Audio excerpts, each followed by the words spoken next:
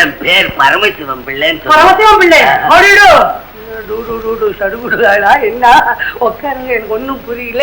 அமெரிக்காவா ஆஸ்திரேலியாவா? ஏன் நடராஜர் மாதிரி காலை வச்சிருக்க நல்லா வச்சுக்கிட்டா ஆடுகிற. இந்த மாதிரி ஆட்கள் தானே எங்களுக்கு வரணும். அப்பதானே எங்களுக்கு லாபம். என்ன வீட்டு மேல பணம் வேணுமா, நிலத்து மேல வேணுமா, எஸ்டேட் மேல வேணுமா, எது மேல வேணும்? இதாவது எஸ்டேட் ஆகுது, நிலமாவது. எங்க அப்பா ஊருக்கு உழைச்சி ஓரா தேஞ்சு கிடக்கானே.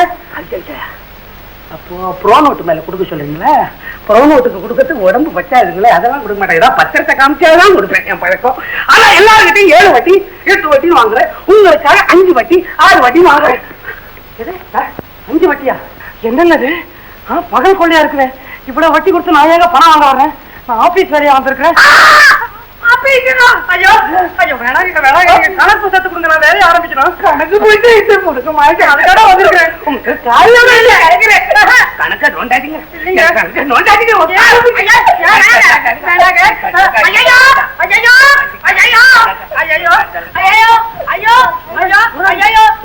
காரியமா இது?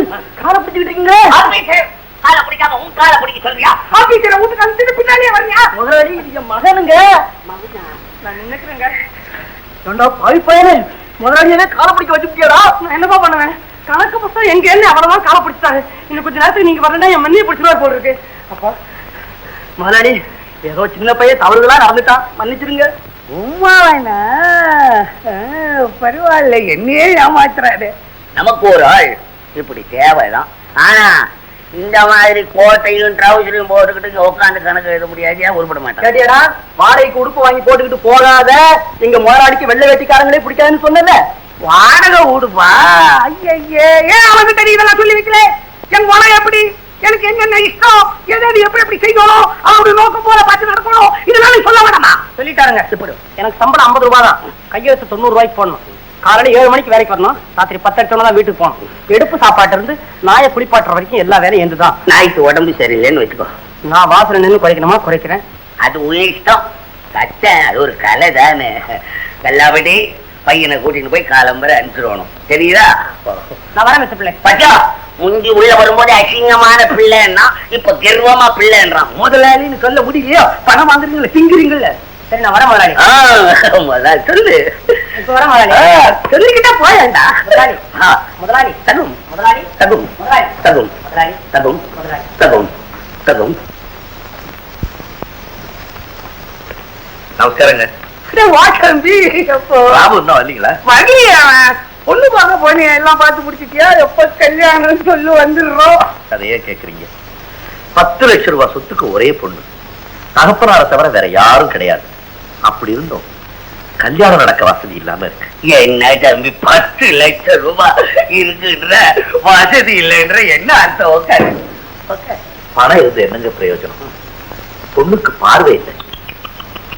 குருட்டு பொண்ணு. ஆமா, அதை நினைக்கவே ரொம்ப சங்கடமா இருக்கு.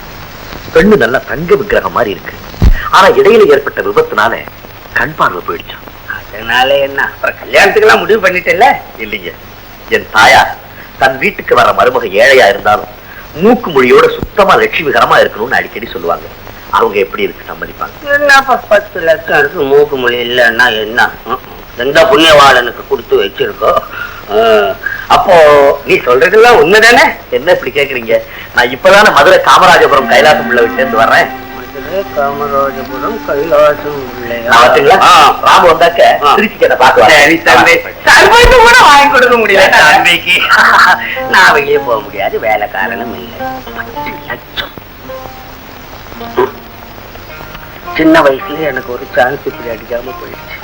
சின்ன வயசுல அதிர்ஷ்டம் கட்ட. மணியார் இல்லையா?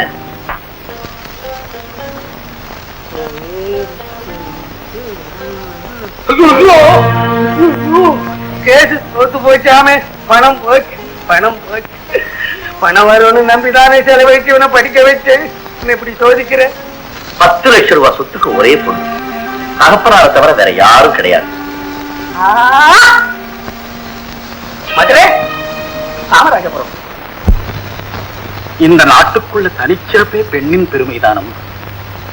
ஆனா பெண்ணா பிறந்தால் மட்டும் அந்த பெருமை வந்துடா. ஒரு நல்ல கணவனுக்கு மனைவியாய் குடும்பத்தின் எல்லா நலங்களையும் அனுபவிச்சு கடைசியில் கணவனுக்கு முன்பே மஞ்சள் குங்குமத்தோடு போகும்போதுதான் பெண்ணின் வாழ்வே நிறைவு பெறும்மா. அவங்களுக்கு இங்க மட்டும் பெருமை இல்லை, வைகுண்டத்திலும் மகாலட்சுமியும் மாலை போட்டு வரவேற்பாளாம். கவலைப்படாதேம்மா, என் மனமறிய நான் யாருக்கும் எந்த தீங்கும் செய்ததில்லை. அப்படி இருக்கும் போது என் மகளுக்கு மட்டும் வாழ்வு கிடைக்காமலா போகும். நமக்கும் ஒரு நல்ல காலம் வரும்மா, நல்ல காலம் வரும். வந்தாய், நல்ல காலம் அவதாரம் எடுத்து நானே வர்றேன். நமஸ்காரம். உனக்கு கதை சொல்ற மாதிரி இருக்கு. எப்பவும் பெண்களுக்கு இந்த மாதிரி புராண கதை தான் சொல்லணும், அதுதான் நல்லது. உட்காரமா, உட்காரு, நீ உட்காரு. மகாலட்சுமி மாதிரி இருக்கு. மன்னிச்சுக்கணும், தாங்க யாருங்கிறது எனக்கு தெரியலையே. சரியா, என்ன தெரியாதவங்களே இந்த நாட்டுல இல்லையே, அதனால என்ன தெரிவிச்சுதான் போயிடுச்சு. திண்டுக்கல்ல பேர் போனது சாட்சாத் நீலகண்டன். அவர் பேர் தான் எனக்கு பரமசிவம் பிள்ளைன்னு பேரு. பொன் விஷயமா பேசிட்டு போலான்னு வந்தேன். ஐயா, கல்யாணத்தை பத்தி இப்ப நாங்க எந்த முடிவுக்கும் வர நிலைமையில இல்லை. பாவம், மனம் ஒடிஞ்சு பேசுற மாதிரி தெரியுது. இந்த காலத்துல தியாக புத்தியே போயிடுச்சு. நீங்க என்ன சொல்றீங்க? எல்லாம் எனக்கு தெரியும். உங்க பொண்ணுக்கு கண்ணில்லைன்றது கூட எங்களுக்கு தெரியும். முழு மனசோட தான் எங்க அண்ணன் மாமன் ராமுக்கும் உங்க பொண்ணு சாந்திக்கும் கல்யாணம் பண்ணி அந்த பெருமையை நானும் ராமும் அடையலான்னு வந்திருக்கோம். அப்படிங்களா? வாங்க வாங்க, உட்காருங்க. ஐயா, ஆண்டவனா பார்த்துதான் உங்களை இங்க அனுப்பிச்சிருக்கேன். எந்த வேலை நான் செஞ்சாலும் நீலகண்டம் உத்தரவு இல்லாம செய்யறது இல்ல. கல்யாண பேச்ச ஆரம்பிப்போமா? அதுக்கு என்ன, ஆனா ஒரு தடவை பையனை பார்த்துட்டு என் மனசுக்கு திருப்தியா இருக்கு. ஓ பாருங்க, வந்து நானா வேணாங்கிறேன். பையனை பத்தி நீங்க ஒண்ணு கவலைப்படாதீங்க. படிப்புல பிய, வயசுல 25, அழகுல நான் சொல்லக்கூடாது, இந்த கலியுக அர்ஜுன அவனதான். அழகுலயும் தைரியத்துல மட்டும். பையனை பார்க்க வர்றீங்களா, அங்கேயே கல்யாண விஷயம் பேசி கொடுத்துருவோம். அப்படியே ஆமா, பொண்ணு போட்டோ ஒண்ணு இருந்தா இதை கொண்டு உட்காந்து.